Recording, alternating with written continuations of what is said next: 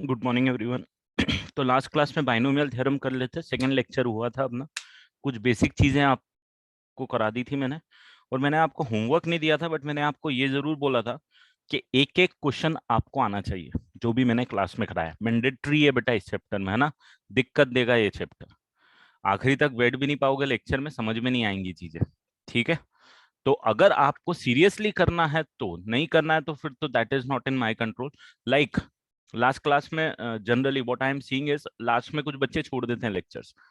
भाई नहीं होगा, मेरी गारंटी, अगर आप ये कर रहे हो तो नहीं होगा। इसमें कोई सेकंड डाउट मत रखना कि नहीं कुछ कुछ होगा नहीं 10 मिनट में, या कुछ। It's not about 10 minutes, it's not about the concept, it's about the attitude.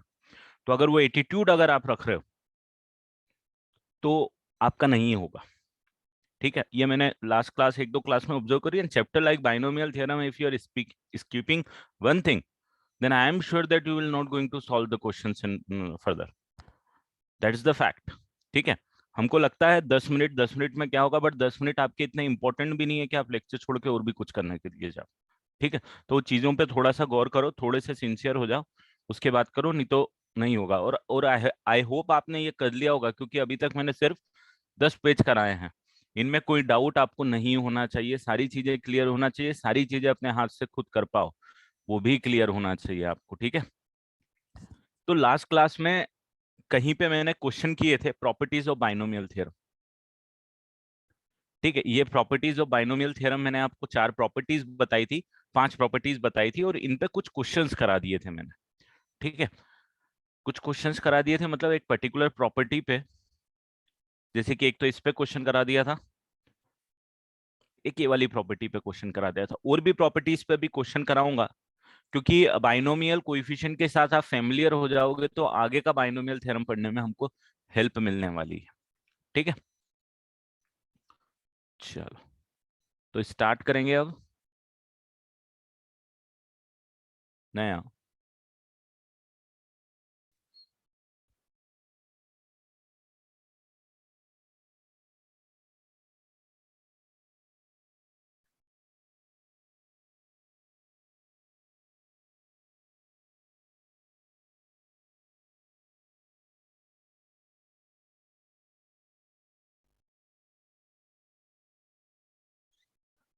तो सबसे पहला क्वेश्चन मेरा है,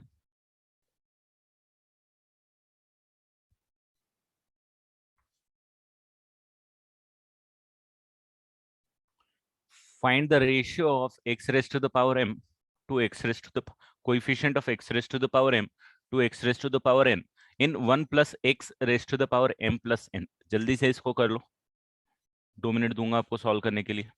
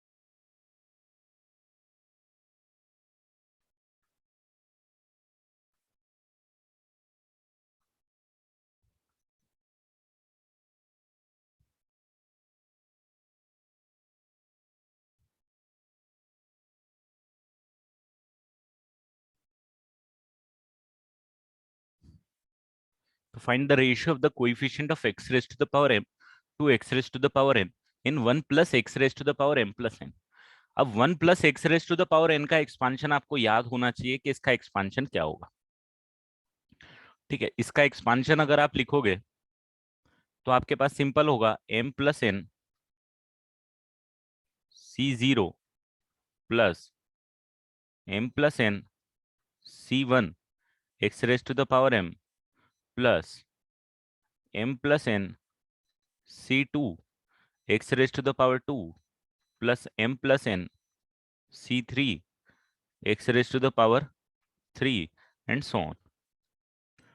तो अगर आप x raise to the power n का कोएफिशिएंट निकालोगे, मतलब आप निकालोगे coefficient of x raise to the power m and coefficient of x raise to the power ये m और ये x raise to the power n, अब आप बताओगे क्या आएगा?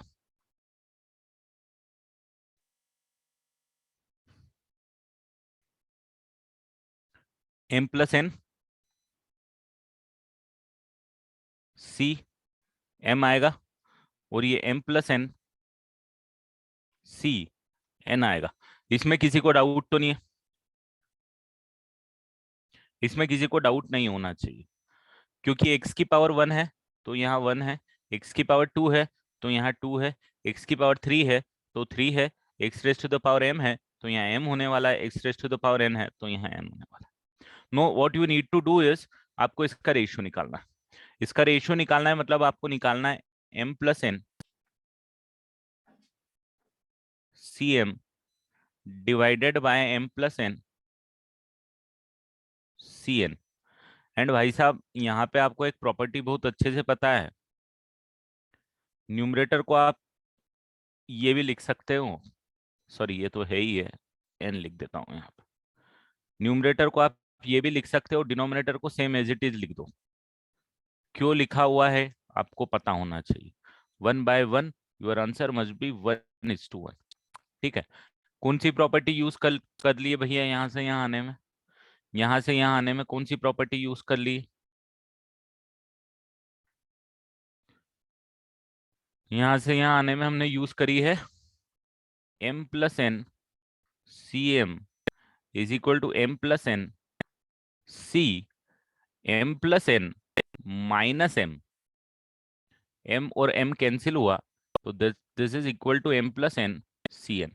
ncr equal to nc, ncr is equal to nc n minus r। तो ये r की जगह n माइनस r यहाँ पे लिखा गया है, ये इसकी जगह ऊपर वाला माइनस दिस लिख दिया, कैंसिल होके ये आ गया। ठीक है, तो ये बहुत बेसिक क्वेश्चन है, बहुत बेसिक क्वेश्चन है जिसमें प्रॉपर्टी का एप्लीकेशन दिख रहा है। क्वेश्चन देखने में कोएफिशिएंट की बातें कर रहा है, बट एक छोटी सी प्रॉपर्टी यूज करके आपका आंसर 0 आ गया, 1 आ गया।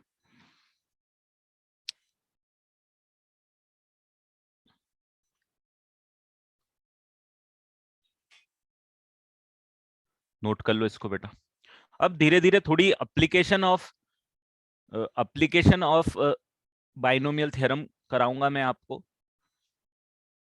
क्वेश्चंस जिस हिसाब से जेईई मेंस जनरली पूछता है, देखो चैप्टर बहुत डीप है, बहुत डिटेल है, इसमें कोई डाउट नहीं है, पर जितने जेईई मेंस जिस लेवल तक पूछता है उस लेवल को पहले अपन कंफर्म कर लेते हैं, क्लियर कर लेते हैं, जिस टाइप के क्वेश्चन जेईई मेंस पूछता है, उसके बाद में फिर हम आगे बढ़ेंगे।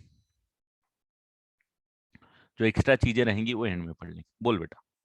सर वो वाली प्रॉपर्टी हम तभी यूज कर सकते हैं ना when it is given NCR equals NCM। यहाँ पे तो वो दिया ही नहीं हुआ है। NCR equal to NCM। NCR equal to NCM. हाँ, तो वो then only we property can say ना M equals N minus R। नहीं भाई, ये कौन से लेके आ रहे हो?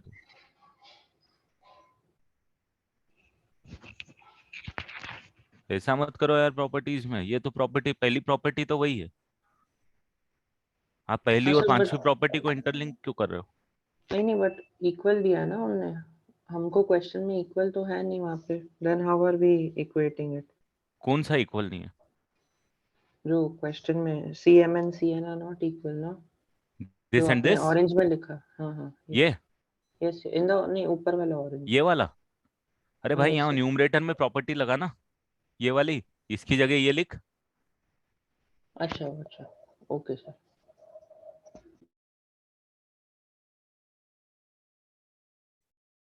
इसकी जगह ये लिख सकता हूँ ना, दोनों बराबर है तो भाई इसकी जगह यहाँ m plus n minus m लिख सकता हूँ ना।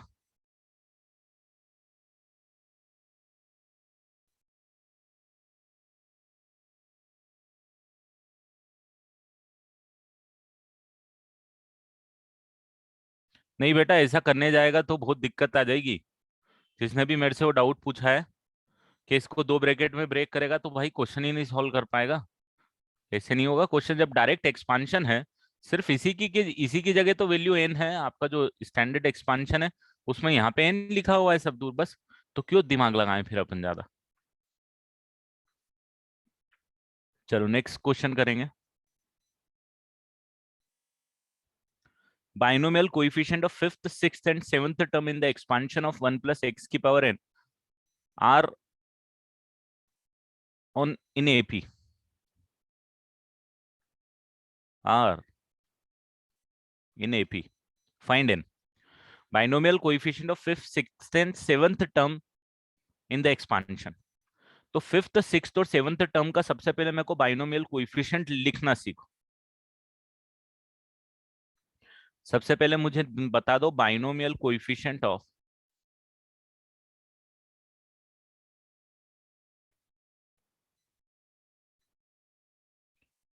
Fifth term. कितना आएगा फिफ्थ टर्म का binomial coefficient?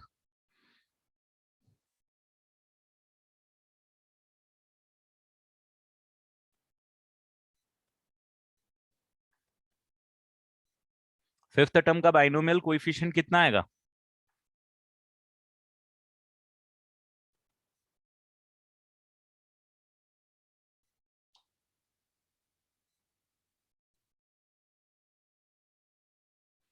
NC4। The binomial coefficient is NC4। NC5 मत लिखना। अगर NC5 लिख रहे हो तो आपने क्वेश्चन, आपने जो मैंने बोला है वो सीरियसली नहीं लिखा है। मैंने आपको बोला है कि आप एक एक चीज को प्रैक्टिस करना, अपने हाथ से लिख पाओ। यहाँ पे आपको मैंने लिखाया है 1 प्लस एक्स की पावर एन का एक्सपांशन, और आपको नोटिस भी करवाया था कि जो टर्म का नंबर है उससे एक कम बाइनोमियल कोएफिशिएंट आता है। जैसे टर्म इज सेकंड, यहाँ पे ये सेकंड टर्म है बट NC1 है। सेकंड टर्म में NC1 है, थर्ड टर्म में NC2 है, फोर्थ टर्म में NC3 है। और इनफैक्ट ये जो जनरल टर्म का कॉन्सेप्ट आपको पढ़ाया गया है यहाँ पे, कि जब TR प्लस टर्म है तो NCR is the coefficient, binomial coefficient. Term के काउंट से एक कम होने वाला है NCR। ठीक है। तो सिमिलरली अगर आप फिफ्थ टर्म यहाँ पे निकाल रहे हो तो आपको ये तो समझ में आ ही जाना चाहिए कि NC4 is the binomial coefficient. X की पावर 4 आएगा और एक्स की पावर 4 के साथ जो बाइनोमियल कोइफिशिएंट आएगा वो NC4 आएगा। Similarly six term is NC5 and similarly seventh term is NC6। ये आएगा binomial coefficient of sixth term. Similarly, binomial coefficient of seventh term. ठीक है। आपको क्या दे के रखा हुआ है? आपको दे के रखा हुआ है they are making an AP. So AP बना रहे हैं, therefore you can say first term plus last term is equal to twice of the middle term. This is given to you and you need to find out the value of N. अब यहाँ पे क्या करना है? तो ये जो question की वैरायटी है बहुत इंपॉर्टेंट वैरायटी है बेटा। ये इंपॉर्टेंट वैरायटी है, बहुत जगह आपको मिलेगा। आपको प्रॉपर्टी को यूज करना है, और वो जो प्रॉपर्टी है हमारे पास, वो कौन सी प्रॉपर्टी है? वो प्रॉपर्टी है हमारे पास, यहाँ पे मैं लिख देता हूं, NCR divided by NCR minus one which is equal to N minus R plus one divided by R। I hope आपको ये पता है प्रॉपर्टी। ठीक है। अब इसको यूज कैसे करना है? इसका यूज कब आता है?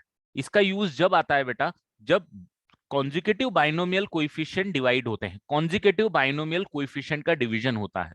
ठीक है, मैं यहां पे लिख रहा हूं कॉन्जिक्यूटिव बाइनोमियल, कॉन्जिक्यूटिव, ये हिंट है आपके लिए, क्वेश्चन जब के प्रॉपर्टी यूज होगी। कॉन्जिक्यूटिव बाइनोमियल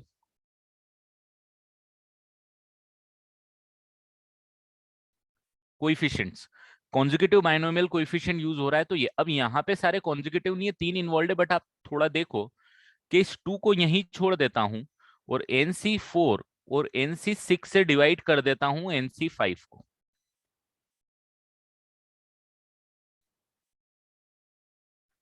अब कॉन्जिक्यूटिव बाइनोमियल कोएफिशिएंट हो गए ये, कॉन्जिक्यूटिव बाइनोमियल कोएफिशिएंट ये, consecutive binomial coefficient. But difference इतना है सिर्फ कि पहला वाला जो है उसमें, यहाँ पे एक और बहुत इंपॉर्टेंट चीज ध्यान रखना, एनसीआर में आर एक एनसीआर होता है, एक जगह एनसीआर -1 होता है। तो ये अगर आर है तो ये R-1 है यहाँ पे। मतलब just opposite, just reciprocal of the formula you have to use, just reciprocal of the formula you have to use. ठीक है, तो यहाँ पे लिख रहा हूं मैं, रेसिप्रोकल आ जाएगा n-5 + 1 डिवाइडेड 5, ये आ जाएगा। और यहाँ पे आपके पास आ जाएगा n-6 + 1 divided by 6 is equal to 2। ये फॉर्मूला आप यूज करोगे, you will get a quadratic. जल्दी से मेरे को n की वैल्यू निकाल के बता दो। एंड आई होप ये फॉर्मूला आपको समझ में आ रहा है, रेसिप्रोकल क्यों लगा रहा हूँ। इतना दिमाग अब आपको लगाना है।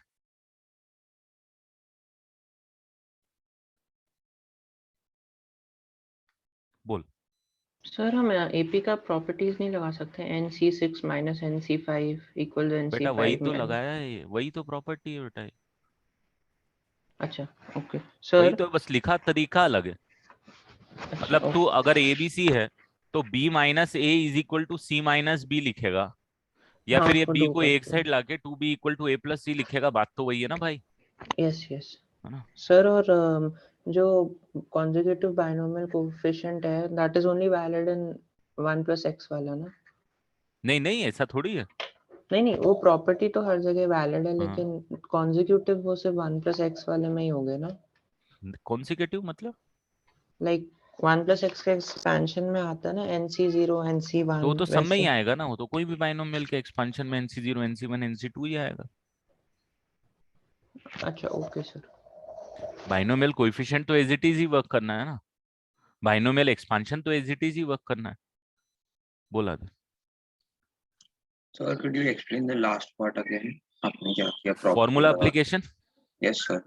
देख ये फॉर्मूला समझ में आया, NCR divided by NCR -1 n-r+1 by Yes R. sir. Yes sir. Second वाले पार्ट में देख, आर की जगह क्या है इसके अंदर, 5. 5 नहीं 6 है बेटा, अच्छा, एनसीआर sorry, 6. है Yes ना, sir. 6 है तो n-r+1/6। क्लियर। Okay sir. ये वाला जो है इसमें थोड़ा सा उल्टा है, ये जो फॉर्मूला Yes है sir. इसमें ऊपर वाला बड़ा है, नीचे वाला Yes छोटा sir. है, मतलब this Okay sir. R is greater than r-1, right. Yes sir. तो यहाँ पे जस्ट रेसिप्रोकल लगेगा, तो आर की जगह 5। Okay sir. सर हमने लास्ट वाले क्वेश्चन की प्रॉपर्टी क्यों नहीं लगाई? लास्ट वाले क्वेश्चन की कौन सी प्रॉपर्टी थी? सर आपने, अच्छा, एनसीआर -1 वाली, NCN-R वाली। हाँ सर। वो लगा भी देगा तो कुछ फायदा नहीं मिलेगा ना बेटा, ओके सर। सॉल्व नहीं कर पाएंगे अपन। Okay okay sir.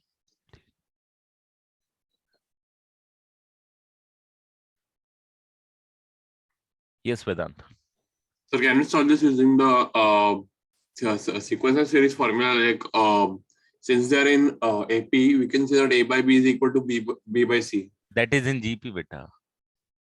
हाँ, हाँ, एबी का प्रॉपर्टी यही, एपी का प्रॉपर्टी क्या होता है, एपी का प्रॉपर्टी तो यही होता है ना, if A B C are in AP, if A B C are in AP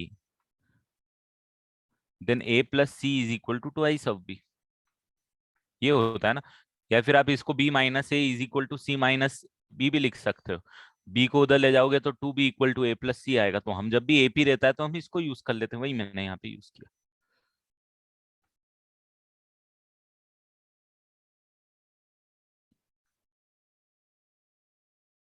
उससे भी कर सकते हो, लेंदी हो जाएगा और कुछ नहीं है, जितना कम नंबर रहेंगे उतना ज्यादा बेटर रहे।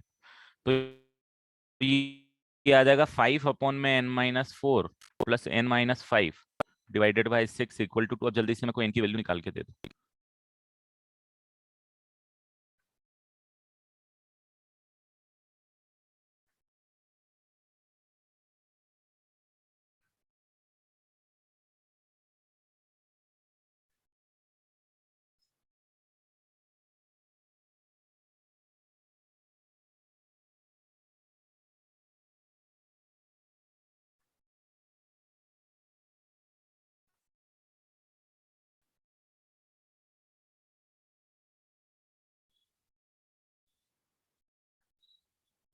n की वैल्यू 7 and 14।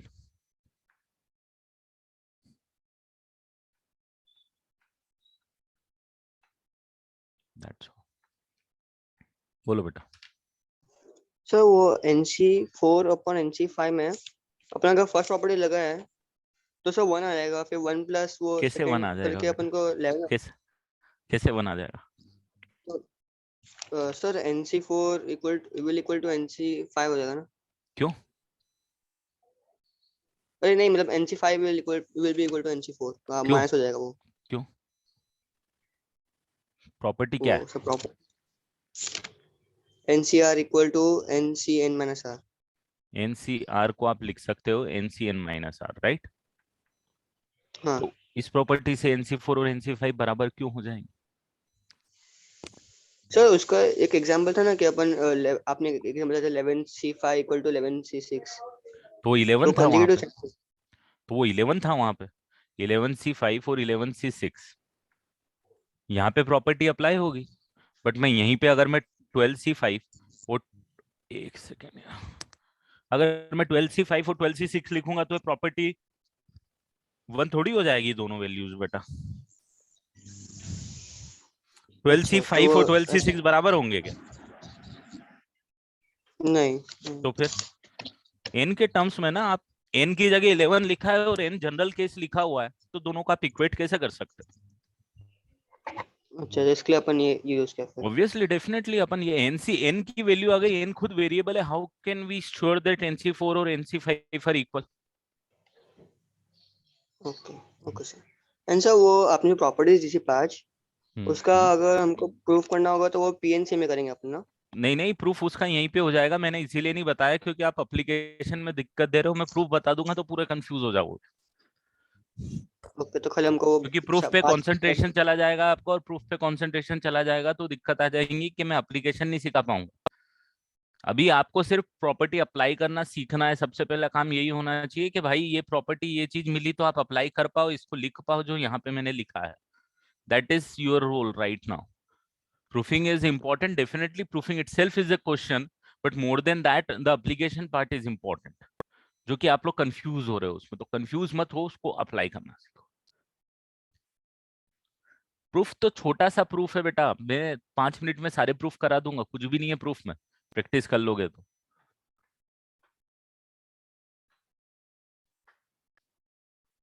प्रूफ कभी इंपॉर्टेंट आपके लिए जेई के एग्जाम में होने ही नहीं वाला।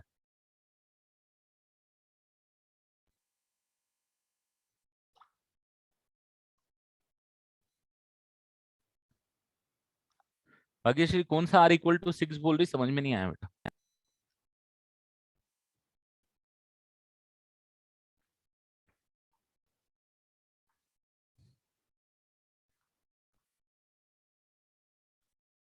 इसमें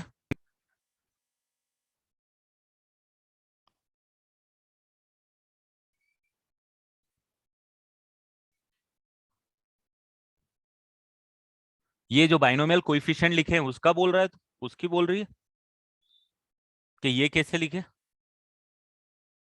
ये सिंपल है बेटा, देखो 1 प्लस एक्स की पावर n का एक्सपांशन लिखोगे तो क्या आएगा? NC0, NC1, NC2, NC3, यही आएगा। तो सेकेंड टर्म का कोएफिशिएंट क्या आएगा? NC1 आएगा। This is the second term, right? This is the second term, this is the first term, this is the third term, this is the fourth term. तो अगर fourth term में मेरे पास x cube आ रहा है और coefficient NC3 आ रहा है, third term में मेरे पास NC2 आ रहा है, तो फिफ्थ टर्म में क्या आना चाहिए? NC4 आना चाहिए, नहीं आना चाहिए? सिक्स्थ टर्म में NC5 आना चाहिए, सेवन टर्म में NC6 आना चाहिए। करेक्ट? अभी आया समझ में?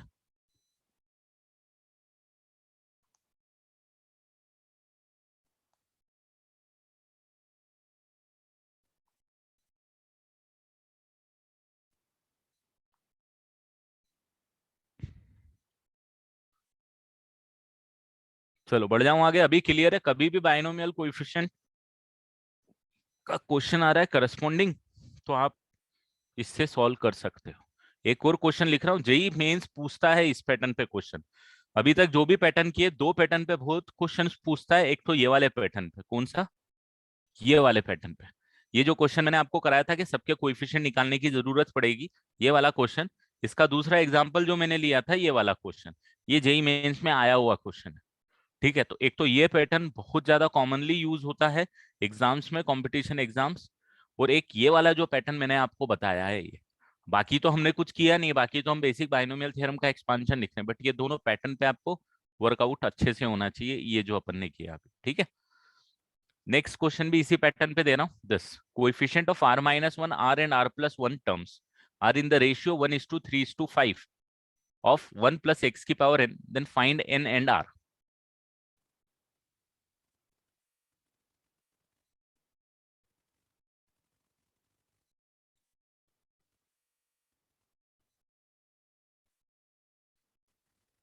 क्वेश्चन को सॉल्व करो। अगेन कॉन्जिक्यूटिव टर्म्स है बेटा, अगेन कॉन्जिक्यूटिव टर्म है r-1 r एंड r+1।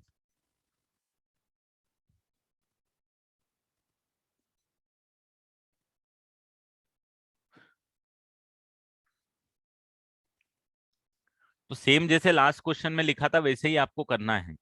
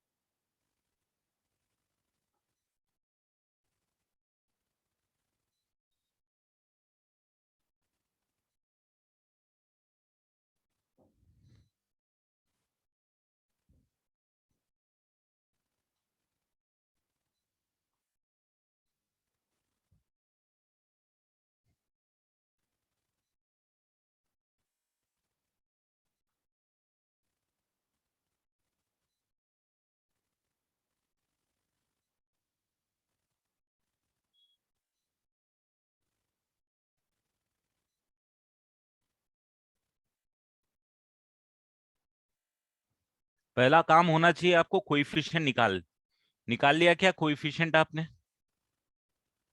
आपका एक्सपांशन अगेन यही है 1 plus x की पावर n, 1 plus x की पावर n स्टैंडर्ड है, nc0, nc1 x की पावर 1, nc2 x की पावर 2, nc3 x की पावर 3 एंड सो ऑन।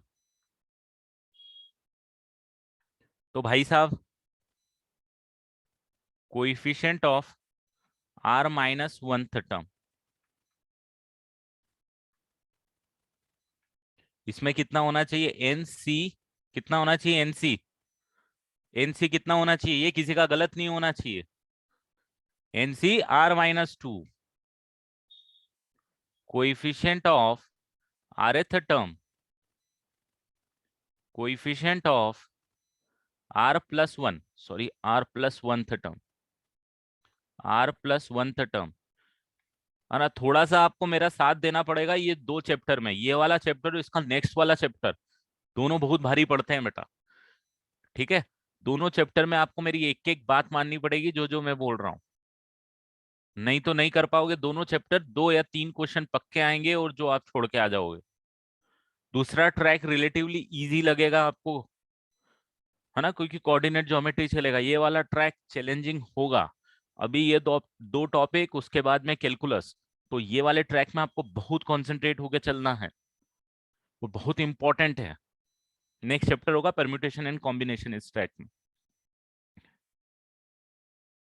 तो और उसके बाद में शायद प्रोबेबिलिटी भी अभी हो जाएगा आपका। तो ये जो 3 चैप्टर है, तीनों चैप्टर भारी है, और तीनों चैप्टर में से कम 4 क्वेश्चन आपके पास जेईई मेंस में आएंगे। इन 3 क्वेश्चन के 4 क्वेश्चन, और अगर आपने सिर्फ जो मैंने बोला है वैसा ही कर लिया तो 4 में से 2 या 3 तो मिनिमम आप कर लोगे। सिर्फ नोट्स पे फोकस कर लो, वो जो असाइनमेंट दे रहा हूँ वो कर लो, इतने में ही आपकी बहुत प्रोबेबिलिटी हो जाएगी कि क्वेश्चन हो जाए। बट सीरियसली करना पड़ेगा, एक एक चीज याद होनी चाहिए आपको। ऐसा नहीं कि हाँ ठीक है पढ़ा था समझ में आ गया छोड़ दिया। तो तीनों चैप्टर अपने आप में बहुत इंपॉर्टेंट है। क्योंकि फॉर्मूला अपनी जगह है, कॉन्सेप्ट्स अपनी जगह, एप्लीकेशन पार्ट इनमें डिफिकल्ट है रिलेटिव। डरा नहीं रहा हूं आपको, सिर्फ बोल रहा हूँ कि सिंसियरली काम करो। जब क्वेश्चन आएगा तो मैं बोल रहा हूँ वो 4 क्वेश्चन ना आपको 5 मिनट में हो जाएंगे बेटा। फायदा भी आपको यही चैप्टर देने वाला है, तो दोनों में बहुत एडवांटेज मिलेगा आपको। ठीक है, और थोड़ा सा ध्यान तो मेरे साथ दे के चलना पड़ेगा आपको, इसमें डाउट मत रखना कुछ भी, क्योंकि थोड़ा चैलेंजिंग होने वाला है। अच्छा, 1:3:5 5 1:3:5 का फंडा आपको पता है क्या हो जाएगा कि NCR -2 NCR -1 NCR is equal to 1:3:5 होगा।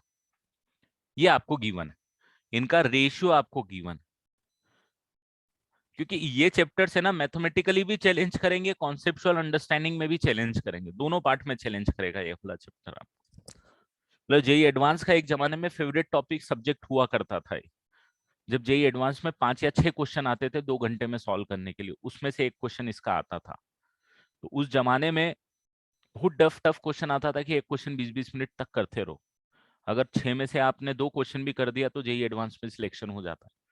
बट अभी नहीं है ऐसा, अब लेवल थोड़ा कम हो गया है, तो इतनी दिक्कत नहीं, बट अंडरस्टैंडिंग डेफिनेटली अपने आप में चलेंगे।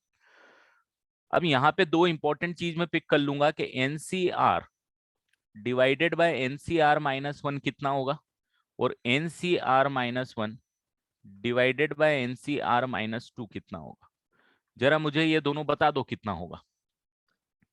NCR डिवाइडेड बाय NCR -1 पहला वाला कितना होगा, दिस डिवाइडेड बाय दिस कितना होगा, 5/3 होगा, और ये कितना होगा, 3/1 होगा। मैंने ऐसा क्यों लिखा, अब आप बोलोगे सर आपने ये क्यों लिखा, ये इसीलिए लगा क्योंकि मेरा जो फॉर्मूला है ना, कौन सा वाला फॉर्मूला, NCR अपॉन में NCR -1 डायरेक्ट अप्लाई हो जाए। नीचे का छोटा होना चाहिए, ऊपर का बड़ा होना चाहिए, तो हमारा फॉर्मूला डायरेक्ट अप्लाई होता है, जैसे ये 5/3। तो देयरफॉर यहाँ पे n - r + 1/r आप डायरेक्टली लगा सकते हो, 5:3। और जो नेक्स्ट वाला केस है आपके पास, नेक्स्ट वाला केस है वो है NCR -1 divided by NCR -2 is equal to 3/1। तो फॉर्मूले के हिसाब से जरा बताओ तो इस वाले में मैं r की जगह क्या लिखूं, फॉर्मूला जो मेरा है, फॉर्मूला ये है मेरा, अब इसमें r की जगह क्या लिखूं, r -1, एकदम परफेक्ट। तो ये आ जाएगा n - r की जगह r -1, ब्रैकेट में लिखना नहीं तो साइन की गलती हो जाएगी, +1 divided by r -1 is equal to 3/1। तो इसको क्रॉस मल्टीप्लाई करूंगा, 3n - 3r + 3 is equal to 5r। तो मेरे पास कितना आ जाएगा भाई साहब, मेरे पास आ जाएगा 3n - 8r + 3 is equal to 0। और यहां से क्रॉस मल्टीप्लाई करूंगा तो ये आ जाएगा मेरे पास n - r + 2 is equal to 3r - 3। तो n - 4r + 5 is equal to 0। ये 2 इक्वेशन है, एक इक्वेशन ये आ गई है, एक इक्वेशन ये आ गई है। भाई साहब दोनों को सॉल्व करके n और r की वैल्यू निकाल के दे सकते हो मेरे को। n is equal to how much, r is equal to how much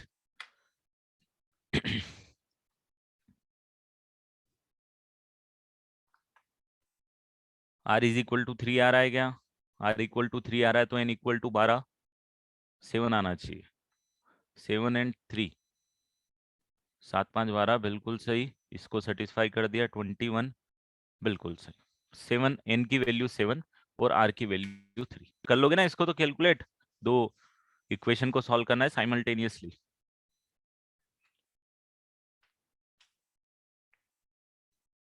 अब देखो अब तो क्या किया है, अब तो मान इनफैक्ट आपने 1-2 दिन की न्यूज भी सुनी होगी, इन इवन जेई एडवांस का सिलेबस जेई मेंस टाइप का सिलेबस किया है, क्योंकि there are the few topic which were missing in JEE Advance, those has been added right now, जो जेई मेंस में थे बट जेई एडवांस में नहीं थे, 3-4 टॉपिक। एंड एक टॉपिक जो जेई मेंस में नहीं था बट जेई एडवांस में था, तो उसको रिमूव भी कर दिया है, सॉल्यूशन ऑफ ट्रायंगल।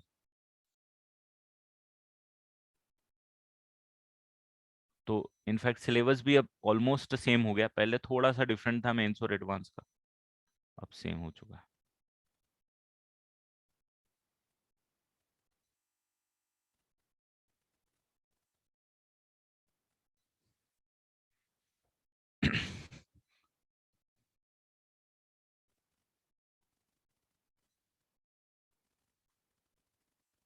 हाँ पूरा ही सेम हो गया ऑफिशियली तो।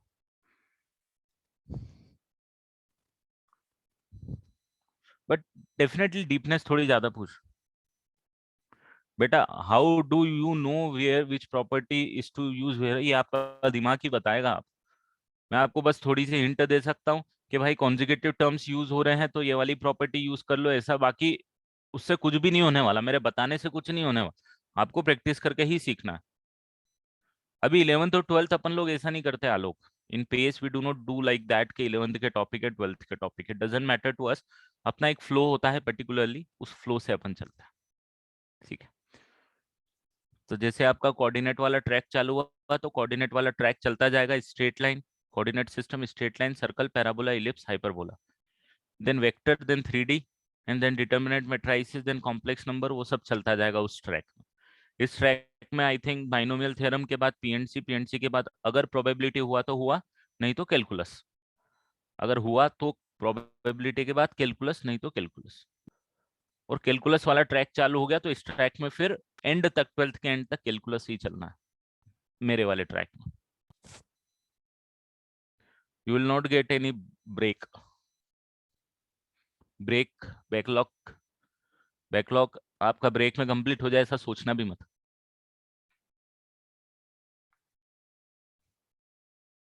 बैकलॉग है वो बैकलॉग ही रहने दो।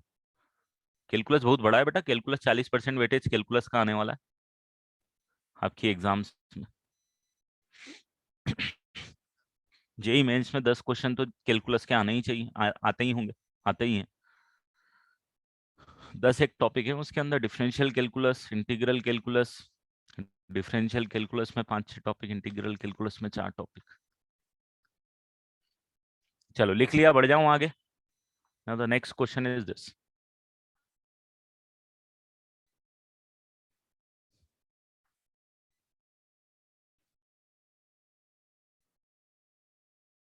थियरी कोई नहीं पूछता बेटा, न्यूमेरिकल से सीखते हैं, थियरी केमिस्ट्री पूछेगी। A1, A2, A3 and A4 are the consecutive 4 binomial coefficient.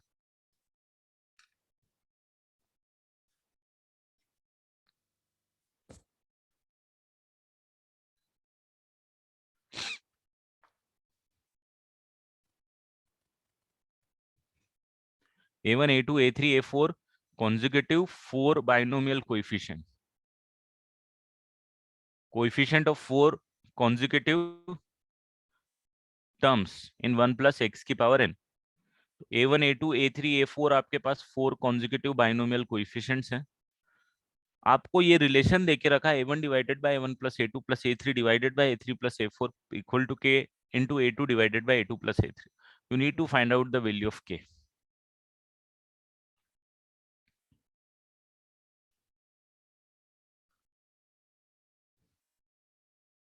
अब इसमें आप बिल्कुल कंफ्यूज मत होना, 4 बाइनोमियल कोएफिशिएंट आपको पिक करने हैं बेटा।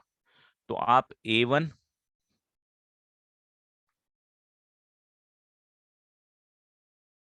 ये हो गया क्वेश्चन यहाँ पे कंप्लीट। आपको 4 बाइनोमियल कोएफिशिएंट पिक करने हैं, A1, A2, A3, A4, आपकी मर्जी है, आपको जो बाइनोमियल कोएफिशिएंट पिक करने हैं कॉन्जिक्यूटिव आप पुट कर सकते। They are in AP। No भाई क्यों AP, कौन AP में है? A1, A2, A3, A4 are in not in AP। अगर 4 बाइनोमियल कॉन्जिक्यूटिव है तो ये NC, ये NC, ये NC और ये NC। अगर 4 बाइनोमियल कोएफिशिएंट है, अगर इसको मैंने R-1 ले लूं तो इसको R ले लूं, तो इसको R+1 ले लूं, तो इसको R+2 ले लूं, ये मेरी मर्जी, मैंने चूज कर लिया। You can choose for some other option as well बेटा। You can choose like this कि सर मैं NCR इसको ले लूं, NCR+1 इसको ले लूं, NCR+2 इसको ले लूं और NCR+3 इसको ले लूं, बिल्कुल चलेगा, मेरे को कोई दिक्कत नहीं है। ये भी आप ले सकते हो और ये भी आप ले सकते हो, जो इस भी तरीके से आपको सॉल्व करना कर देना, ठीक है। 0 1 2 3 भी ले सकते हो, बिल्कुल ले सकते हो, क्वेश्चन को सॉल्व करने के लिए ले सकते हो। मैं जनरल सॉल्व करके बताऊंगा आपको, आप तो इसको शॉर्टकट तरीके से कर ही सकते हो। आप बोलोगे चलो यार ऐसा करते हैं ना अपन, एक शॉर्टकट तरीके से करते हैं, तो अपन A1 A2 A3 और A4 इनको अपन मान लेते हैं, ये फर्स्ट बाइनोमियल कोएफिशिएंट NC0 मान लेता हूँ, ये सेकंड बाइनोमियल कोएफिशिएंट NC1 ले लेता हूँ, इसको NC2 ले लेता हूँ, इसको NC3 ले लेता हूँ, बिल्कुल ले लो और सॉल्व कर दो, पुट करके सॉल्व कर दो, कोई दिक्कत नहीं। ये थोड़ा और इजी हो जाएगा क्योंकि मैंने आर इंट्रोड्यूस किया, इन्होंने आर नहीं, इन्होंने नंबर इंट्रोड्यूस किया, पर तरीका सेम ही होने वाला है। आप उधर से करो, इधर से करो, कुछ भी ले लो। तो मैं इसको भी रिमूव कर रहा हूँ, है ना, मैं इसको भी रिमूव कर रहा हूँ, कंफ्यूजन क्रिएट नहीं करना चाह रहा हूँ, बट हाँ यू कैन टेक इट। अब ये इंफॉर्मेशन अगर आप लिखोगे तो आप बोलोगे कि NCR-1 divided by NCR-1 plus NCR plus NCR+1 divided by NCR+1 plus NCR+2 is equal to K times of NC1 divided by NC1 plus NC1 क्यों भाई, NCR प्लस NCR+1, ये है आपके पास रिलेशन। अब आप देखोगे तो हर जगह बाइनोमियल कोएफिशिएंट कॉन्जिक्यूटिव इन्वॉल्व है, यहाँ NCR है तो ये NCR-1 NCR-1, यहाँ पे NCR+1 है तो यहाँ R+1 है, सेम ही है, और यहाँ R+2 है, कॉन्जिक्यूटिव इन्वॉल्व है भाई। यहाँ पे भी NCR है, ये NCR सेम है, और ये R+1 है, सब जगह बाइनोमियल कोएफिशिएंट इन्वॉल्व है कॉन्जिक्यूटिव। इसको थोड़ा सा मैं चेंज करके 1 divided by 1 plus NCR divided bye NCR-1 लिख सकता हूँ ना भाई लोग, LCM लेके 1 plus NCR+2 divided by NCR+1 is equal to K divided by 1 plus NCR+1 divided by NCR. I hope ये आपको clear है. What I did is I just divide by NCR. NCR-1, जैसे इसमें अगर मैंने NCR-1 को divide किया मेरे को, तो यहाँ पे 1 मिल गया, यहाँ पे 1 मिल गया, यहाँ पे भी 1 मिल गया, NCR-1 से डिवाइड किया तो, और NCR को डिवाइड किया तो NCR डिवाइडेड बाय NCR। क्यों कर दिया पता है क्या, कि यहाँ भी फॉर्मूला लग जाएगा, यहाँ भी फॉर्मूला लग जाएगा, यहाँ भी फॉर्मूला लग जाएगा, और न्यूमरेटर डिनोमिनेटर से छोटा, तीनों जगह फॉर्मूले लग जाएंगे।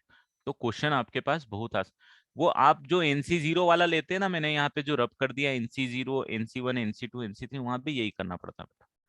तो ये आ जाएगा 1 + 1 N - R+1/R, यहाँ पे आ जाएगा, ये आ जाएगा 1 प्लस N माइनस ये R+2 आएगा, है ना, R+2 + 1 डिवाइडेड बाय R+2, और इज इक्वल टू, एक सेकेंड बेटा, K divided by 1 plus N minus R+1 + 1 upon में R+1। मैंने तीनों में फॉर्मूला लगा दिया सी। बोलो बेटा। सर गलती से हैंड रेस कर दिया था, ओके सॉरी। ओके ओके,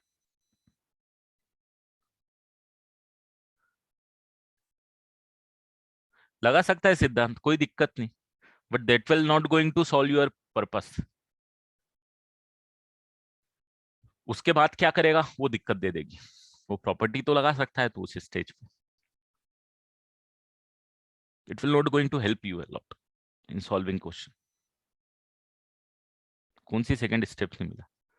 अरे भाई देखो, a divided by a plus B है, तो इसको मैंने लिख दिया 1 divided by 1 plus B by, लिख सकता हूं ना,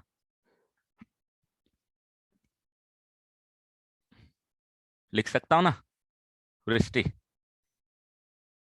वही लिखा है और कुछ नहीं किया, हर एक टर्म में वही लिखा है।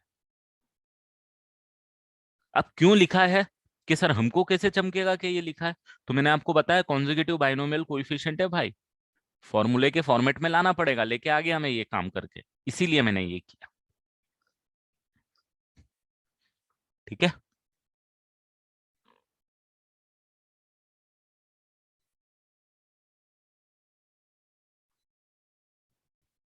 तो तीनों में मैंने ये यूज किया है।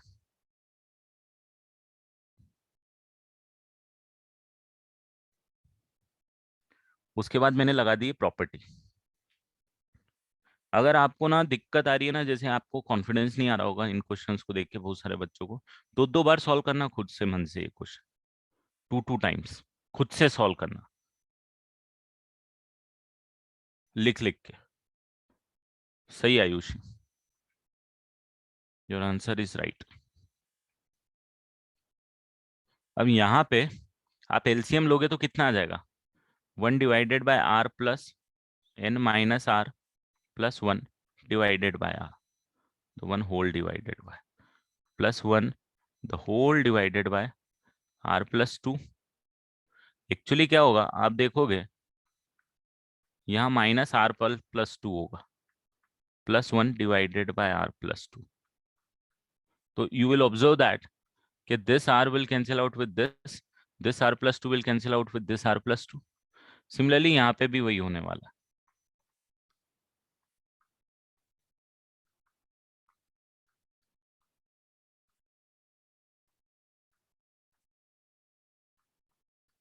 फाइनली यहाँ पे ये आर माइनस 1 और ये आर माइनस 1, आर माइनस 1 है कि आर प्लस 1 होगा, ये है ना, ये आर प्लस 1 कैंसिल होगा।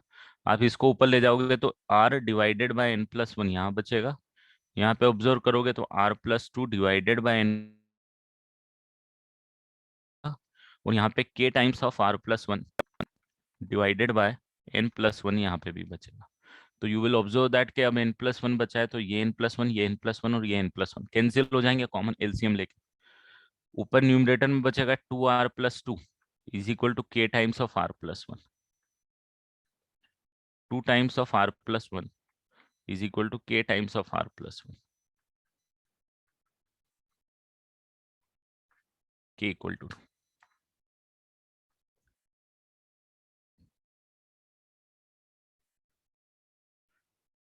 नोट कर लो बेटा।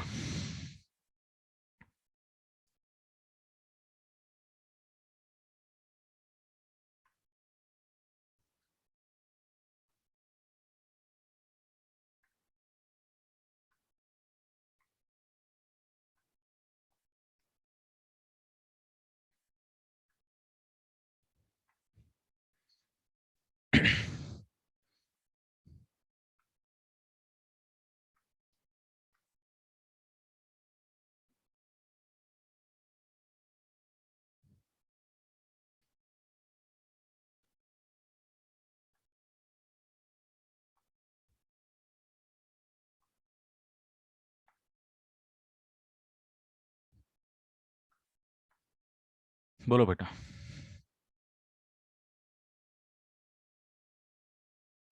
बेटा नहीं आएगा, प्रैक्टिस करोगे तो आएगा ना, आएगा धीरे धीरे। पहले दिन से समझ में थोड़ी आ जाएगी, पहले दिन में से समझ में आता तो जो 10-12 लाख लोग जेई मेंस देते हैं, उनमें से 1 लाख लोग भी ऐसे क्यों नहीं होते जिनको 30% नंबर भी नहीं आते। 300 के पेपर में, 300 के पेपर में 100 मार्क्स विच इज 33.33%, 1 से 1.5 लाख लोगों को भी नहीं आते। मतलब 90% लोगों को 30% मार्क्स भी नहीं आते, 35%। क्यों नहीं आते? क्योंकि पेपर उस लेवल का होता है, इसीलिए नहीं आते, क्योंकि उनको चमकता नहीं। डेफिनेटली।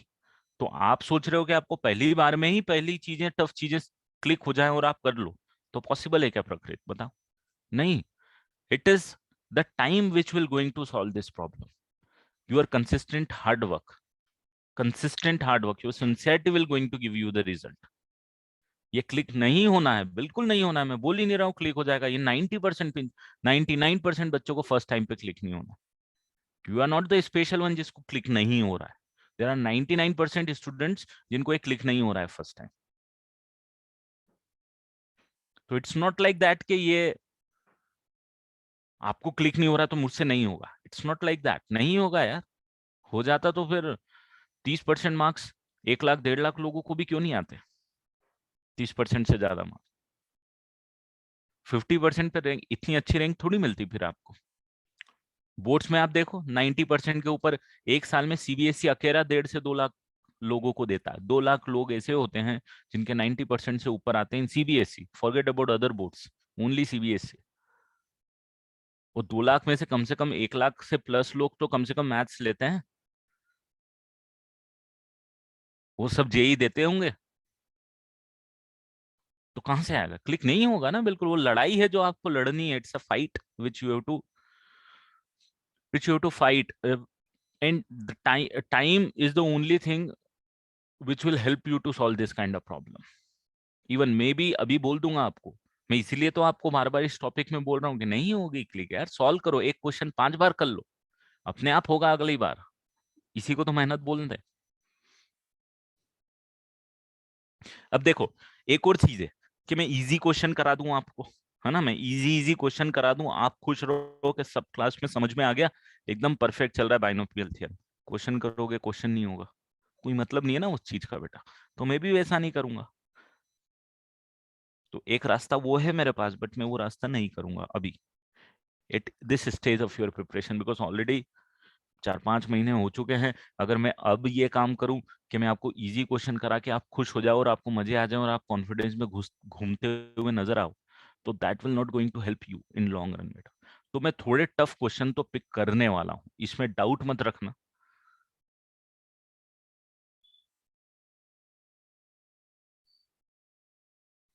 तो if you want I can decrease the level, but it will not going to help you at all, and I do not want it, that's all. बोल बेटा।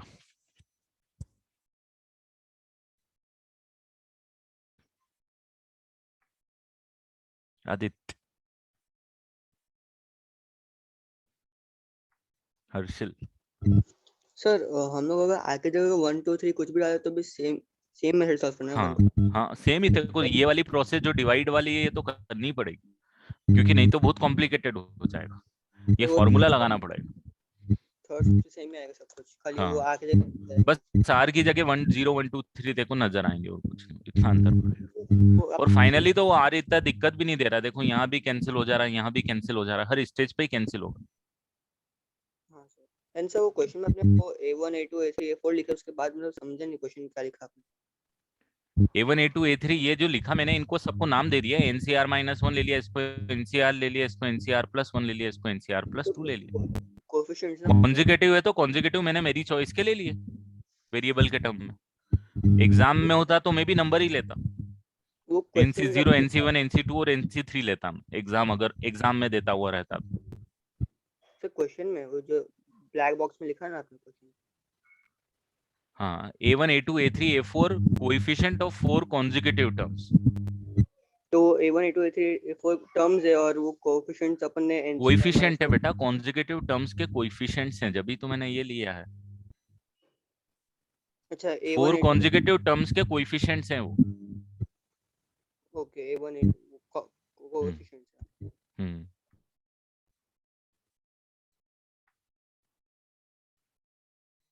सर इसका इजी मेथड वही होगा ना, NC0 NC1 वो सब लिख के। ज्यादा इजी नहीं जाएगा वो भी, कोई इतना ज्यादा इजी नहीं। सिर्फ अच्छा आर की जगह आपको ये 2-3 स्टेप में थोड़ी सी हेल्प मिल जाएगी, जहां आर दिख रहा है वहां 0 1 2 3 लिखा हुआ मिलेगा, आर की जगह 0 लिखा हुआ मिलेगा। करना सेम यही होगा आखिरी तक, अच्छा इससे ओके कुछ सर। ऐसा फायदा नहीं होगा, बट डजंट मैटर, वो इतना मैटर ही नहीं कर रहा अपने लिए। चलो ठीक है, ये क्लियर है। चलो तो ये पैटर्न पे, कॉन्जिक्यूटिव वाले पे पैटर्न पे मैं खत्म करता हूँ अब यहाँ पे, नई चीजें एप्लीकेशन बता देता हूँ आपको, ठीक है। नेक्स्ट पैटर्न जो आता है ये वाला, आपको क्वेश्चन मिलेगा कि 3 की पावर 1/5 प्लस 5 की पावर 1/8 की power 55 number of rational terms, number of rational terms,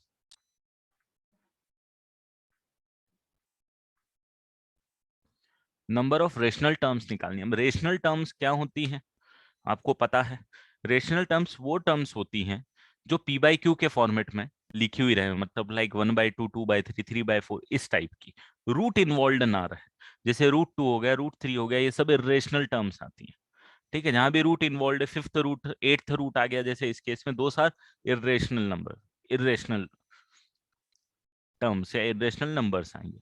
यहाँ पे आपको वो टर्म्स निकालनी है जो प्योरली रेशनल हो, जिसमें रूट का पार्ट ना हो, जो P/Q के फॉर्मेट में standard, where P and Q both are integer के फॉर्मेट में लिखा जा सके। Right Vedant, so basically you need to find out the terms in which 3 की पावर कुछ ऐसी हो जो आपको इरेशनल टर्म्स ना दे। 5 की पावर वैसी हो जो आपको इरेशनल टर्म्स ना दे। ठीक है, जैसे कि अगर 5 3 की पावर 1/5 आया तो it's an irrational terms, but 3 की पावर 1/5 द होल की पावर 5 आ गया तो ये एक रेशनल टर्म्स हो जाएगी, क्योंकि ये 3 की पावर 1 हो जाएगी। ये एक इरेशनल टर्म्स हो जाएगी, क्यू डैश लिख देता हूं मैं, और ये एक रेशनल टर्म हो जाएगी Q. This is the representation of rational and irrational terms. Rational term का रिप्रेजेंटेशन क्यू होता है एंड इसका क्यू डैश होता है इरेशनल टर्म्स का। ठीक है, तो irrational term we represent by Q dash and rational term we represent by Q.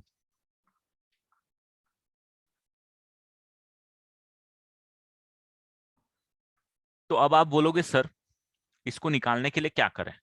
तो सबसे पहले मेरा काम रहेगा इसकी जनरल टर्म लिखो, कितनी आएगी 55 CR। 3 की पावर 1/5 की पावर कितनी आ जाएगी भाई साहब 55 माइनस R, एंड 5 की पावर 1/8 की पावर कितनी आ जाएगी? तो आप बोलोगे सर R, ये जनरल टर्म होगी सर। इसको और थोड़ा इज्जत से लिख लेते हैं अपन, 55 CR। 3 की पावर आ जाएगी आपके पास 55 माइनस R/5, और 5 की पावर आ जाएगी R/8। अब आपका रेशनल और इरेशनल कौन डिसाइड करने वाला है? ये डिसाइड करेगा और ये डिसाइड करेगा। ठीक है, सही बात है ना। यहां से 3 की पावर कुछ ऐसी हो कि रेशनल नंबर ना आए, 5 की पावर भी कोई ऐसी हो जिससे रेशनल नंबर ना आए, इसका मतलब 55 माइनस R/5 जो है ना भाई साहब क्या हो, और R/8 क्या हो, जरा मुझे बताओ तो क्या हो?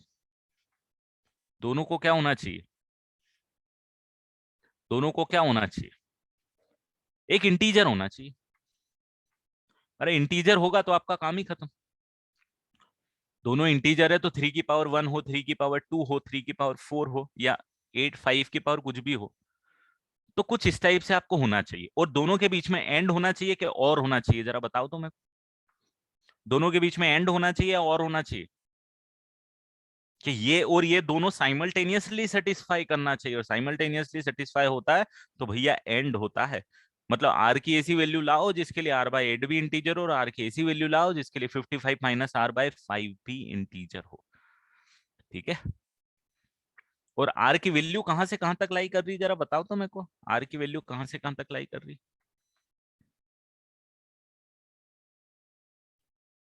आर की वैल्यू कहां से कहां तक लाई कर रही? आर की वैल्यू स्टार्ट हो रही है 0 से, 0 1 2 टिल कहां तक जा रही है 55 तक, ये आर की वैल्यूज। अब इसको एक तो मैनुअली कर सकते हैं अपन, इसको मैनुअली कर सकते हैं, आप करो।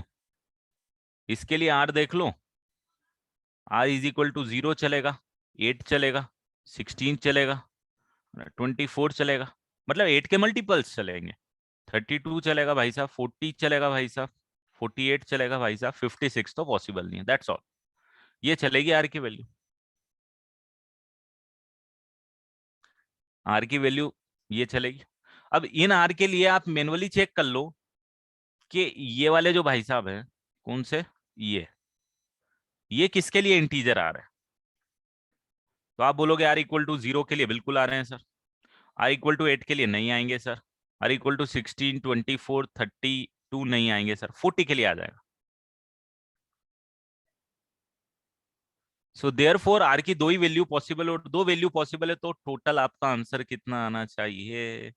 देयरफॉर 2 टर्म्स आपका आंसर आना चाहिए। और कौन कौन सी टर्म्स होगी जरा बताओ तो। 2 टर्म्स आंसर आना चाहिए, कौन कौन सी टर्म होगी जरा ये भी बता दो मेरे को।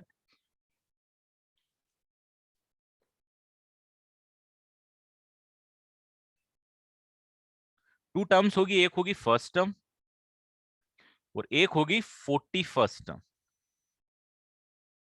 First term and 41st term would be the rational terms in the expansion। ठीक है, तो बेसिक आइडिया से आप इसको बिल्कुल कर सकते हो।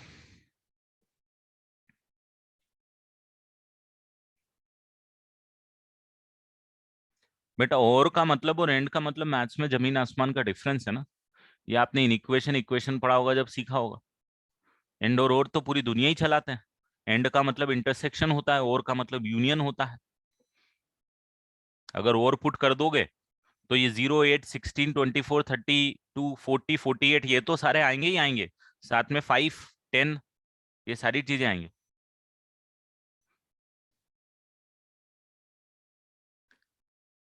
अरे भाई r इक्वल टू 0 होता है तो कौन सी टर्म होती है? फर्स्ट टर्म होगी ना r इक्वल टू 0 पे। और r इक्वल टू 40 होगा तो कौन सी टर्म होगी? तो 40 फर्स्ट टर्म होगी ना।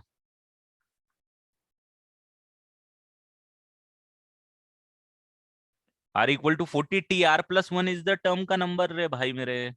r 0 तो t1, r 40 तो 40 फर्स्ट टर्म। नोट्स पे वर्कआउट करो, नोट्स पे वर्कआउट करो, नोट्स के वर्कआउट करो अच्छे से। चलो एक और क्वेश्चन लिख दूं, यहीं लिख दूं कि नेक्स्ट पेज पे लिखूं? यहीं लिख देता हूँ।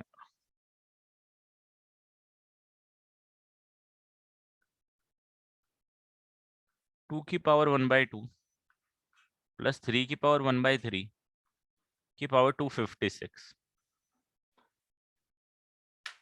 नंबर ऑफ फ्रैक्शनल टर्म्स निकाल दो। बेटा आर की वैल्यू मैनुअली चेक करी ना यहाँ पे मैंने, इसके अंदर पुट करके देखी कि कौन सी आर की वैल्यूज है जिसके लिए इंटीजर आए, तो डेफिनेटली 0 के लिए आएगा। फिर 8 का मल्टीपल आएगा, 8 पे आएगा। फिर 16 पे आएगा, 8 के सारे मल्टीपल्स आ जाएंगे।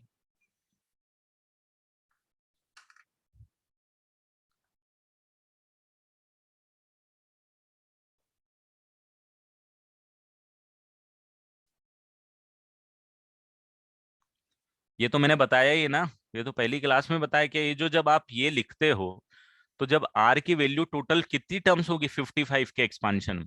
56 टर्म होगी ना। तो आर की वैल्यू कहां से कहां तक जाएगी? 0 पे फर्स्ट टर्म आएगी, 55 पे 56 टर्म आएगी। ये चीजें वही मैं बोल रहा हूँ ना, नोट्स की एक एक चीज आपको याद होनी चाहिए। आर की वैल्यू 0 से लेके एन तक जाती है ना। ये चीजें पता होनी चाहिए अपन को, क्योंकि ये चीजें नहीं पता रहेंगी तो क्वेश्चन नहीं होंगे और कुछ नहीं। मैं आपको आज शीट भेजूंगा, वो जो शीट मैंने पहले किसी चैप्टर्स के लिए भेजी है प्रैक्टिस के लिए, उसके अंदर मैं आपको क्वेश्चन भेजूंगा कौन कौन से करने हैं, ठीक है।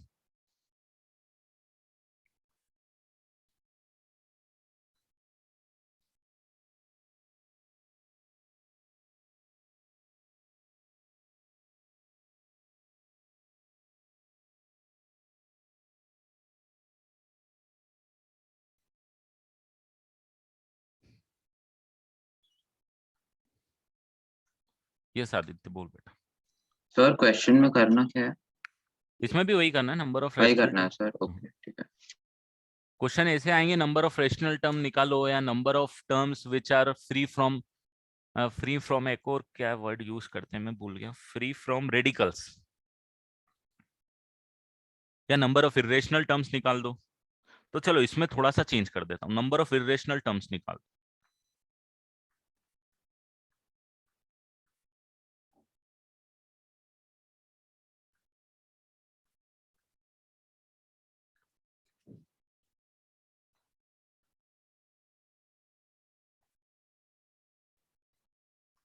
नंबर ऑफ इरेशनल टर्म्स कितनी हो जाएंगी? जितनी रेशनल टर्म्स निकलेंगी उसको टोटल में से माइनस कर दोगे तो इरेशनल टर्म्स निकल जाएंगे। तो बात वही है, पूछने का तरीका अलग हो सकता है, दैट्स ऑल।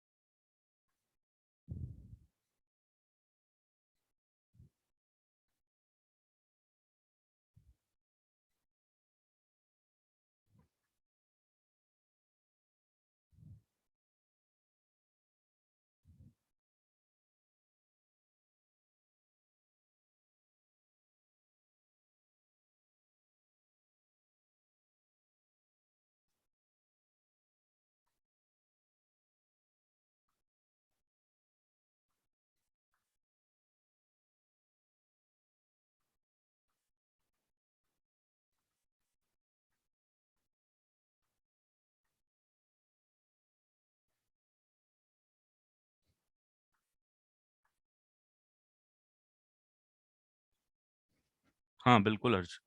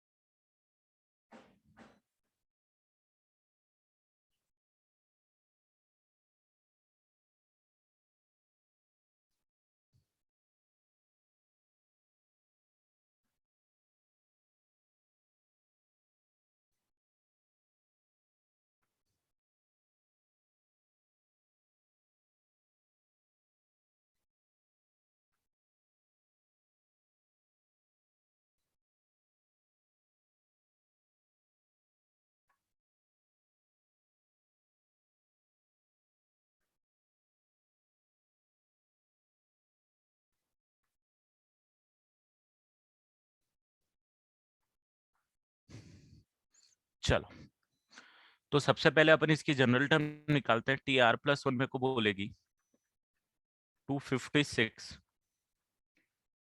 सी आर 2 की power 256 minus R by 2 and 3 की पावर आर बाई 3। तो आपके पास ओवरऑल आना चाहिए 256 minus R by 2 must be an integer and R by 3 must also be integer. ठीक है, तो यहाँ पे मैं ये बोल सकता हूँ ओवरऑल ये वाला जो इंटीजर है इसके बारे में मैं ये कंक्लूड कर सकता हूँ कि 256 minus R must be equal to an even number. ये इवन नंबर पक्का श्योर शॉट होना चाहिए, इसमें कोई डाउट नहीं है, क्योंकि 2 से डिवाइड करोगे इंटीजर जब आएगा जब वो इवन नंबर होगा, तो आर को इवन होना पड़ेगा।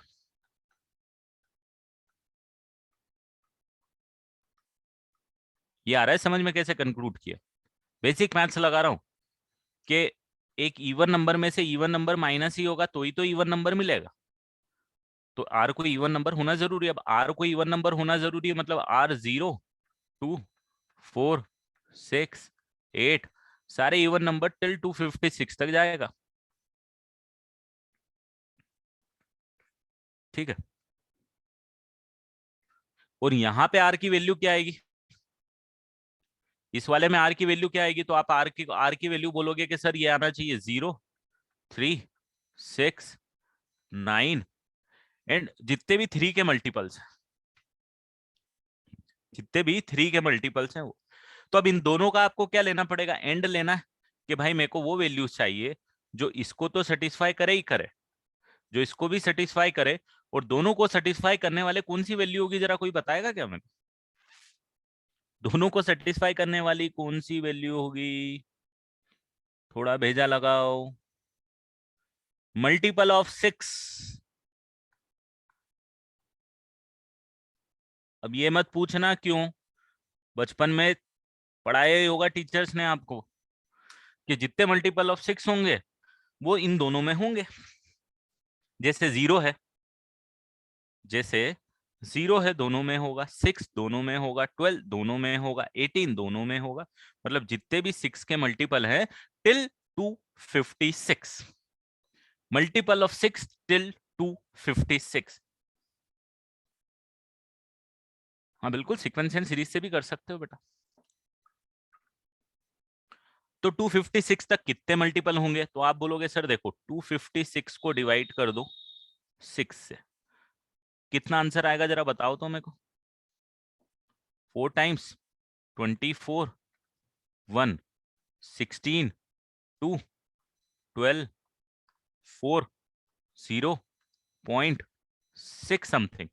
तो 42.6 समथिंग से तो कोई मतलब ही नहीं है, तो 42.6 टर्म से कोई मतलब तो है नहीं, मतलब 42 टर्म्स होंगी टोटल। 42 होंगी कि 43 होंगी? कितनी टर्म्स होंगी? 43, क्योंकि जब 6 के मल्टीपल आप निकाल रहे हो उसमें 0 नहीं आता है, इस मेथड से जब आप निकालते हो तो 0 भी आएगा। तो टोटल कितनी टर्म्स हो जाएंगे? देयरफॉर 43 टर्म्स हो जाएंगे। अगर 43 टर्म्स रेशनल होंगी तो इरेशनल कितनी हो जाएंगी? टोटल टर्म्स 257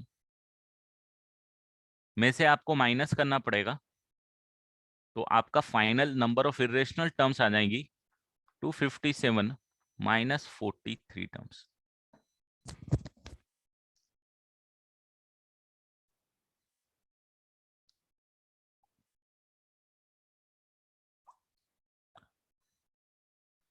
टू 1 4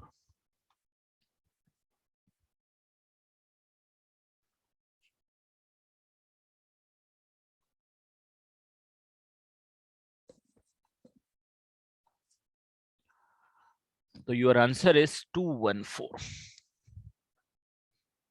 अरे 256 पावर है तो टर्म कितनी होगी टोटल? 257 होंगी ना भाई।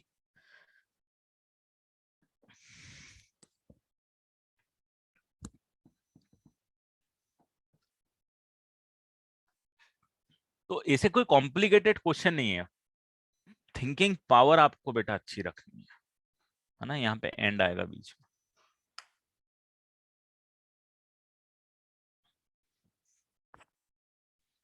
अब थोड़ा सोचो, भेजा लगाओ, खुद से सॉल्व करना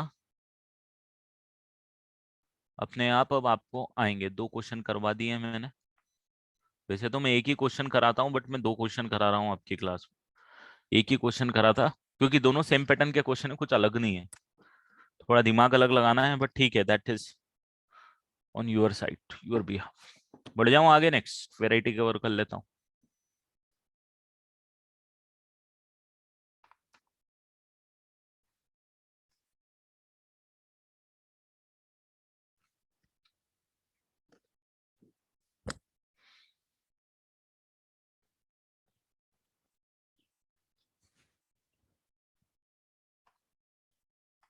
बोलो बेटा। 43 मतलब 42.6 है यार, 43 के लिए वो बताओगे? तू मेरे को बता, अगर 100 तक तेरे को 3 के मल्टीपल निकालना है तो कैसे निकाले? मैं डिवाइड करता हूँ मतलब 100 को। तो 100 से 3 को डिवाइड करेगा तो 33.33 आएगा।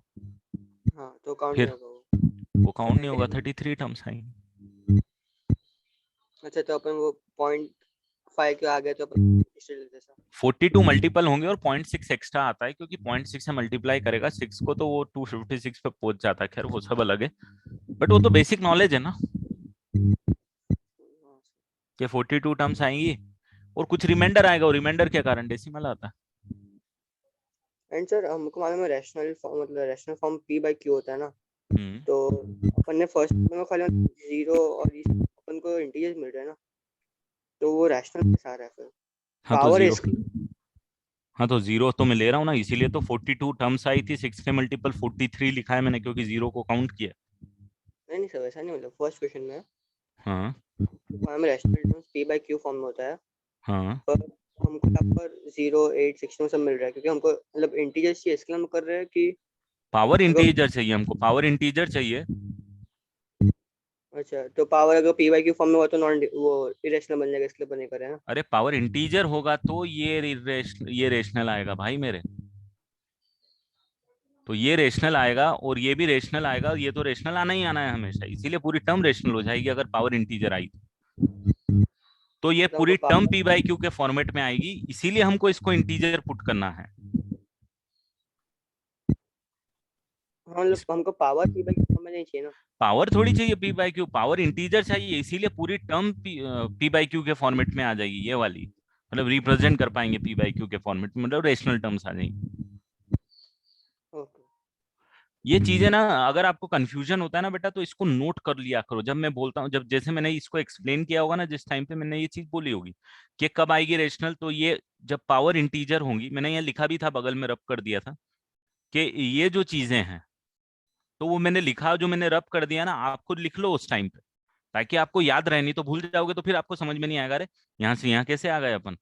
ये चमकना चाहिए आपको, नहीं चमकेगा तो दिक्कतें। और अगर नहीं चमकता मान लो बाद में, तो इसको लिखो खुद से, नोट्स बनाते टाइम खुद की लैंग्वेज में लिख लो, जैसे भी लिखना है ना। क्योंकि मैं एक्सप्लेन करूंगा, in between the lines you have to read it. When you are revising your notes you have to read between the lines. तो वो बिटवीन द लाइंस अगर आप रीड नहीं कर पा रहे हो, you are facing problem, then you have to write it right now only when I am explaining it to you. या फिर आज जैसे आप रिवाइज करने बैठोगे तो आप ये चीज रिवाइज करने बैठोगे उस टाइम पे लिख लो कि यहाँ से यहाँ कैसे आए थे. नहीं आ रहा है तो फिर पूछ लो ताकि ये चीजें पेंडिंग नहीं रहे. ऐसा जरूरी नहीं है हर्षल, पी बाई क्यू में पी क्या है क्यू क्या है उस पर डिपेंड करेगा ना. शॉर्टेस्ट फॉर्मेट में अगर लिख पाया तो Q1 हो गया तो 2 को भी 2/1 के फॉर्मेट में हमेशा लिख सकता है, right. 2 number can be written as 2/1, P by Q के फॉर्मेट में वो भी आ गया. डजंट मीन के वो रेशनल इरेशनल हो जाए. मेन जो डेफिनेशन है उस पर वर्कआउट करो, उसके आसपास जो भी है उसको नहीं. ठीक है, चलो next question is this. Basic application है, which one is greater.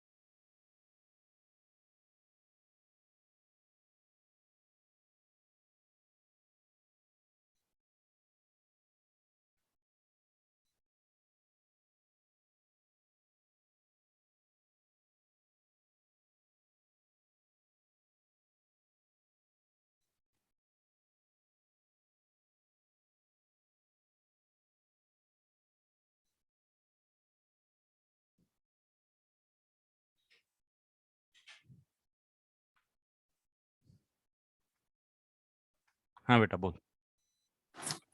So question क्या है? Which one is greater बस? हाँ, इन दोनों नंबर्स जो हैं, एक नंबर ये है और एक नंबर ये है, इन दोनों में से बड़ा कौन है. अच्छा ऐसा. तो देखो एक छोटा सा एप्लीकेशन है, इट इज 1.1 रे भाई मेरे. छोटा सा एप्लीकेशन है बाइनोमियल थ्योरम का. ये बोलता है कि यार देखो 1.1 की पावर 10,000 को आप 1 प्लस 0.1 की पावर 10,000 लिख लो. लिख सकता हूँ, वो लगा दो बाइनोमियल थ्योरम. बाइनोमियल थ्योरम में बस ये एक्स की जगह ये है आपके पास, और क्या है. तो आप बोलोगे इसको एक्सपांशन करोगे तो आप लिखोगे 10,000 C0, 10,000 C1 0.1 की पावर 2 प्लस 10,000 C2 0.1 की पावर 2 एंड सो ऑन जाता जाएगा. इसकी वैल्यू आप निकाल सकते हो, ये वैल्यू 1 आएगी. ये आएगी 10,000 इंटू 0.01 प्लस ये जो भी आएगी आगे, मतलब नहीं 1 प्लस ये आ जाएगा आपके पास. अरे यार मैंने गलत लिख दिया. ये 1 आएगी, ये 1 आएगी, ये 2 आएगी ना, ये 0.1 आएगी, 0.1 आएगी प्लस जो भी आएगी. इसका मल्टीप्लीकेशन कितना हो जाएगा, इसका मल्टीप्लीकेशन हो जाएगा 1000 प्लस. अब आप आगे जो भी लिखोगे तो यू विल नोटिस इट कि 1000 तो यहाँ पे आ चुका है. वो 1000 आने के बाद में इसमें +1 हो रहा है, और इनफैक्ट यहाँ भी ये जो भी वैल्यू आ रही है सब प्लस में ही आ रही है. तो डेफिनेटली डेफिनेटली डेफिनेटली ये 1000 से तो बड़ी आने वाली है भाई साहब, क्योंकि 1000 तो अकेला यही है, ये और ये तो एडिशनल है. तो डेफिनेटली ग्रेटर देन 1000. एक छोटा सा एप्लीकेशन है बाइनोमियल थ्योरम का.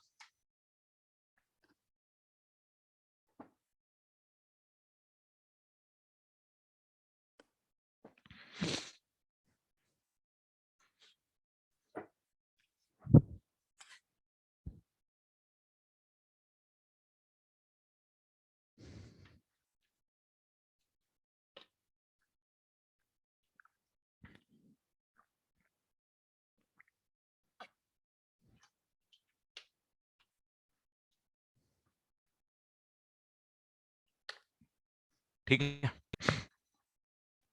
एक चीज और करा देता हूँ आज की क्लास में, फिर खत्म करूंगा। ये 5 क्वेश्चन है, छोटे छोटे से हैं, ज्यादा बड़े नहीं है। यस आदित्य। सर आप प्लीज वापस आ सकते हो क्या? हम्म। 1 मिनट है।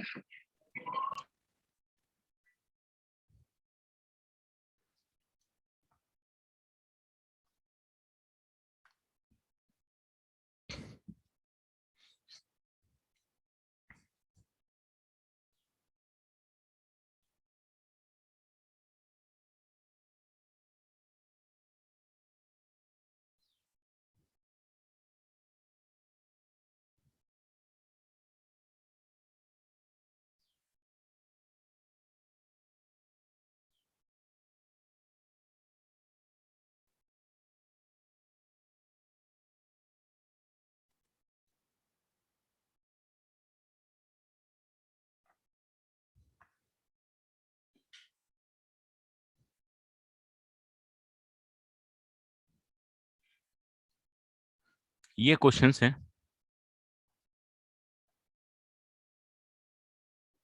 पहला वाला क्वेश्चन है 1 + x की पावर 50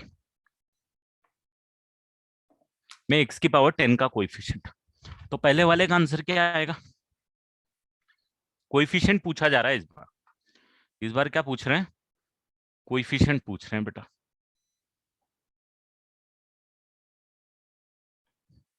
तो अब आपको पता है कि यहाँ पे जो एक्सपांशन होगा वो होगा 50c0 50c1 x की पावर 1 50c2 x की पावर 2। तो जब x की पावर 10 लिखा हुआ होगा तो x की पावर 10 के साथ 50c10 लिखा हुआ होगा, करेक्ट? तो योर आंसर इज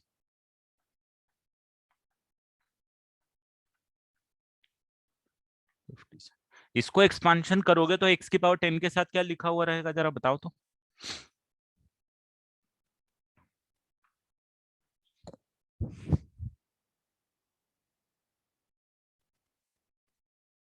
इसको एक्सपांड करोगे तो क्या लिखा हुआ रहेगा? इसका एक्सपांशन कुछ इस टाइप से आएगा 50c0 50c1 इंटू 2x की power 1 plus 50c2 into 2x की पावर 2। और जैसे जाओगे तो 50c10 जहां लिखा हुआ रहेगा वो लिखा हुआ होगा 2x की पावर 10। तो भाई x की पावर 10 के साथ आपको 50c10 तो आना ही आना है, साथ में x की पावर 10 के साथ 2 की पावर 10 भी आना है। थोड़ा सा डिफरेंस है ना। यहाँ पे मैं कोइफिशिएंट पूछ रहा हूँ, बाइनोमियल कोइफिशिएंट पूछता तो सिर्फ 50c10 आता। बाइनोमियल कोइफिशिएंट सिर्फ 50c10 आएगा। कोइफिशिएंट में दूसरे फैक्टर भी सारे इन्वॉल्व होने वाले, ठीक है? What about this? The coefficient of x की power 10 in this?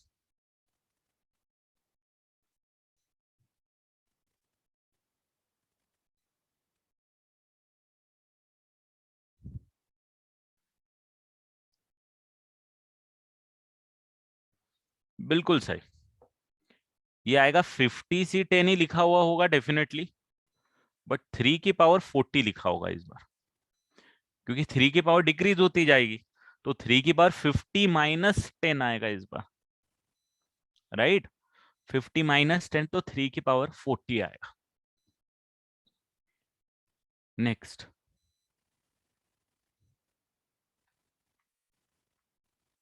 Coefficient of x की पावर 19 कितना आएगा?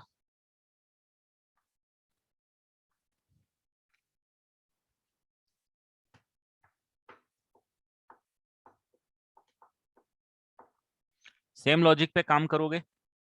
50c19 3 की पावर 31 50 माइनस 19। एक्सपांड करने की जरूरत क्या है बेटा? दिमाग में अब इतना प्रैक्टिस हो जाना चाहिए कि हम लिख पाए। दिमाग में आपको पता होना चाहिए कि भाई जब मैं x की पावर 19 वाली टर्म लिखूंगा तो x की पावर 19 वाली टर्म के साथ डेफिनेटली यहाँ पे 50c19 आने वाला है, और मेरे पास 3 की पावर कितना आने वाला है, 50 माइनस 19 आने वाला है। ये आपको अब डायरेक्टली क्लिक करना चाहिए, एक्सपांशन लिखने की जरूरत ही नहीं है। अब इतनी प्रैक्टिस हो गई, हमको एक्सपांशन नहीं, अब आपके दिमाग को काम करना चाहिए इस तरीके से, इसीलिए डायरेक्टली लिख पाओगे। ठीक है, what about the last question, x की पावर 23। ये चीजें आप डायरेक्टली क्लिक करवाओ बेटा, है ना, दिमाग पे जोर डालो। तो इसीलिए मैंने ये सारे लिए हैं कि आप डायरेक्टली सोचना सीख जाओ। पहले वाले दो को मैंने एक्सपांड करके बताया, इसके बाद वाले दो को एक्सपांड करके नहीं बताया, ताकि आप भी अब वैसी ही प्रैक्टिस करो। 2 माइनस एक्स की पावर 50। अब आप इसको करोगे, आप बोलोगे सर देखो 50c23 आना चाहिए, और माइनस एक्स की पावर 23 आना चाहिए, और 2 की पावर तो आपके पास 50 माइनस 23 आना चाहिए। तो डेफिनेटली मैंने ये इसीलिए लिखा हुआ है क्योंकि यहाँ पे एक माइनस साइन आएगा, तो माइनस में सबसे आगे लिखूंगा 50c23 इंटू 2 की पावर 27। तो नेगेटिव आंसर आएगा, माइनस तो सबसे स्टार्टिंग में लिखते हैं ना अपन, इसीलिए मैंने यहाँ पे लिखा। तो minus 50c23 into 2 raise to the power 27। ये निकालना आना चाहिए, क्योंकि नेक्स्ट क्लास में एक अगेन बहुत इंपॉर्टेंट पार्ट जेईई मेंस का, वो पैटर्न पे क्वेश्चन करेंगे अपन। मेनली 2 पैटर्न मैंने करवाए हैं, 2-3 पैटर्न जो इंपॉर्टेंट है जेईई मेंस के, और एक और पैटर्न मैं कराऊंगा नेक्स्ट क्लास में, वो भी बहुत इंपॉर्टेंट है, जो जेईई मेंस में जनरली पूछा जाता है। ठीक है,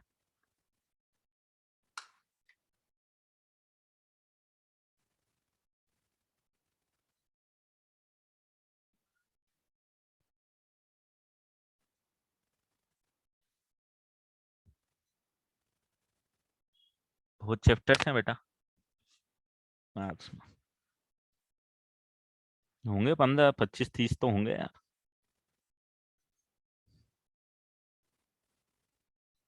कुछ बड़े हैं, कुछ छोटे हैं। अब जैसे इक्वेशन एंड इन इक्वेशन कोई चैप्टर नहीं जो अपन ने पढ़ा, equation in equation that was not a chapter अलग से मेंशन्ड, बट हम पढ़ते हैं क्योंकि उसका यूज आता है। वो नॉर्मल मैथ्स होता है, जनरल मैथ्स होता है, तो चैप्टर अलग से कोई मेंशन नहीं रहेगा जेईई के सिलेबस में, बट हम पढ़ते हैं उसको क्योंकि हमको यूज आता है, तो दूसरी जगह दिक्कत ना हो। तो वो ऐसे कोई डिफाइन नहीं है कि इतने चैप्टर्स हैं, बट हाँ ये मान ले अगर काउंट चाहिए तो 25-30, बट वो काउंट से कुछ होना जाना नहीं।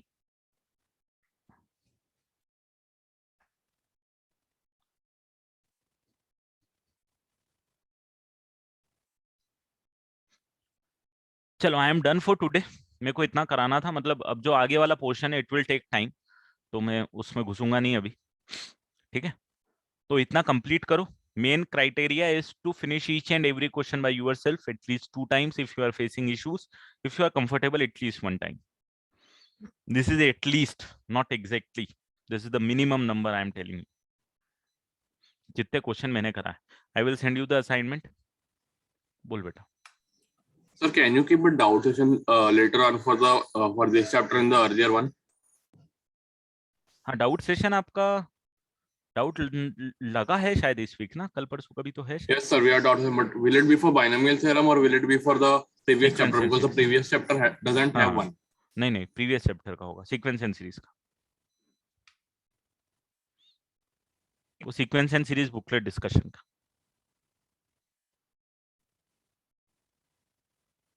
Okay, bye bye, take care everyone.